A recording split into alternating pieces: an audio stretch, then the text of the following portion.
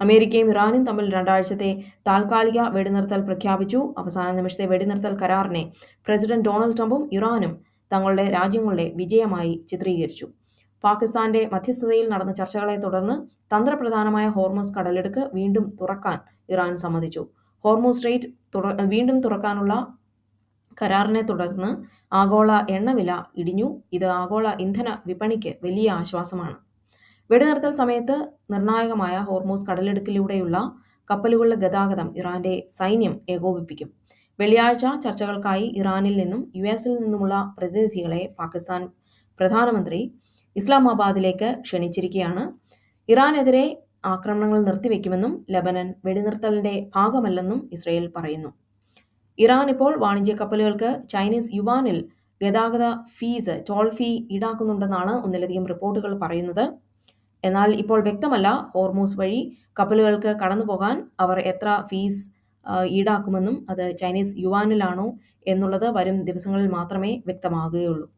Iran മുന്നോട്ട് വെച്ച 10 നിർദ്ദേശങ്ങളാണ് യുഎസിന് മുൻപാകെ വെടിനിർത്തൽ സീസ് ഫയറിന് വേണ്ടി സമർപ്പിച്ചത്. അത് സബ്മിറ്റ് ചെയ്ത 10 കണ്ടീഷൻസ് ഇവയാണ്. 1.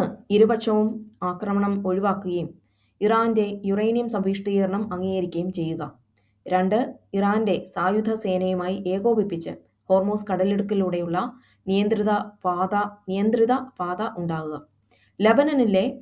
മൂന്നാമത്തെ കണ്ടീഷൻ ലബനനിലെ ഹിസ്ബുള്ള ഗ്രൂപ്പിനെതിരെ ഉൾപ്പെടെ എല്ലാ മുന്നണികൾക്കെതിരെയും ഉള്ള യുദ്ധം അവസാനിപ്പിക്കുക. 4. മേഖലയിലെ എല്ലാ എയർബേസിൽ നിന്നും വിന്യാസ കേന്ദ്രങ്ങളിൽ നിന്നും യുഎസ് യുദ്ധസേനയെ പിൻവലിക്കുക. 5. UN സുരക്ഷാ കൗൺസിലിന്റെയും ഗവർണർമാരുടെയും എല്ലാ പ്രമേയങ്ങളും അവസാനിപ്പിക്കുക. 6. സമ്മതിച്ച നിബന്ധനകൾക്ക് കീഴിൽ ഇറാനിയൻ ആധിപത്യം ഉറപ്പാക്കുന്ന ഹോർമൂസ് കടലിടുക്കിൽ സുരക്ഷിതമായ ഒരു ഗതാഗത പ്രോട്ടോകോൾ സ്ഥാപിക്കുക. കണക്കുകൾ പ്രകാരം ഇറാനുള്ള നഷ്ടപരിഹാരം പൂർണ്ണമായും നൽകുക. അതാണ് 7ാമത്തെ കണ്ടീഷൻ. 8ാമത്തത് ഇറാനെതിരെ എല്ലാ പ്രൈമറി സെക്കൻഡറി ഉപരോധങ്ങളും നീക്കം ചെയ്യുക. ഇറാനെതിരെ ഇപ്പോൾ നിലനിൽക്കുന്ന എല്ലാ പ്രൈമറി സെക്കൻഡറി ഉപരോധങ്ങളും നീക്കം ചെയ്യുക. 9ാമത് വിദേശത്തുള്ള ഇറാന്റെ തടഞ്ഞു വെച്ചിട്ടുള്ള സ്വത്തുക്കളും ആസ്തികളും വിട്ടയക്കുക.